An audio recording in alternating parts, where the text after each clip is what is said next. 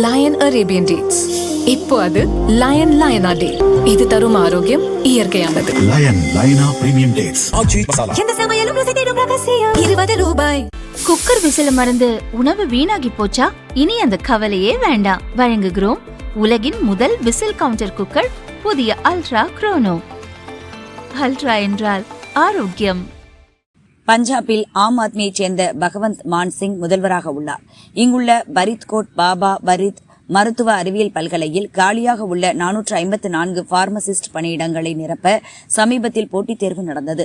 மாநிலம் முழுவதும் 7000 பேர் விண்ணப்பித்த நிலையில் பேனா முனையில் மறைக்கப்பட்ட ரகசிய கேமரா மற்றும் ப்ளூடூத் டிவைஸ் பயன்படுத்தி கேள்வித்தாள் முன்கூட்டியே கசிந்ததாக பரபரப்பு புகார் எழுந்தது.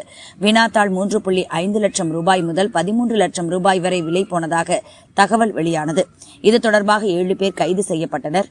தேர்வறையில் எலக்ட்ரானிக் உபகரணங்களை பயன்படுத்தி மோசடியில் ஈடுபட்ட 20க்கும் மேற்பட்ட தேர்வர்கள் கைதாகினர். இதுகுறித்த போலீஸ் விசாரணையில் மேலும் பலர் சிக்கலாம் என எதிர்பார்க்கப்படுகிறது. இதன் பின்னணியில் இருக்கும் முக்கிய புள்ளிகளை உடனடியாக கைது செய்ய வேண்டும் என அகாலிதளம், பாரதிய ஜனதா உள்ளிட்ட எதிர்க்கட்சிகள் வலியுறுத்தியுள்ளன. இதுகுறித்து அகாலிதளம் எம்பியும் முன்னாள் மத்திய அமைச்சருமான ஹர்சிம்ரத் கவுர் கூறியதாவது: நீட் தேர்வு வினாத்தாள் கசிந்த விவகாரத்தில் மத்திய கல்வி அமைச்சர் தர்மேந்திர பிரதான் பதவி விலக வேண்டும் என ஆம் ஆத்மி தலைவர் அரவிந்த் கெஜ்ரிவால் வலியுறுத்துகிறார். பஞ்சாபில் அவரது கட்சிதான் ஆட்சியில் உள்ளது. அந்த மாநிலத்தில் காலியாக உள்ள 450 மருந்தாளுநர் பணியிடங்களை நிரப்ப சமீபத்தில் போட்டித் தேர்வு நடந்தது.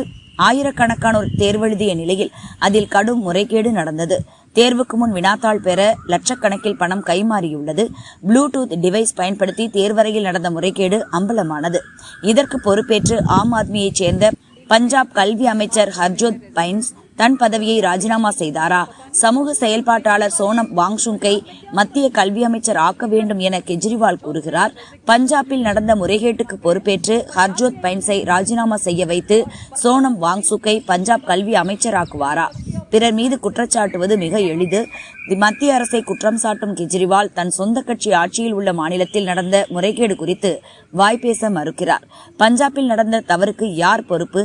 முதல்வரா, கல்வி அமைச்சரா, ஆம் ஆத்மி தலைவரா என மாநில மக்கள் அறிய விரும்புகிறார்கள் என அவர் கேள்வி எழுப்பியுள்ளார்.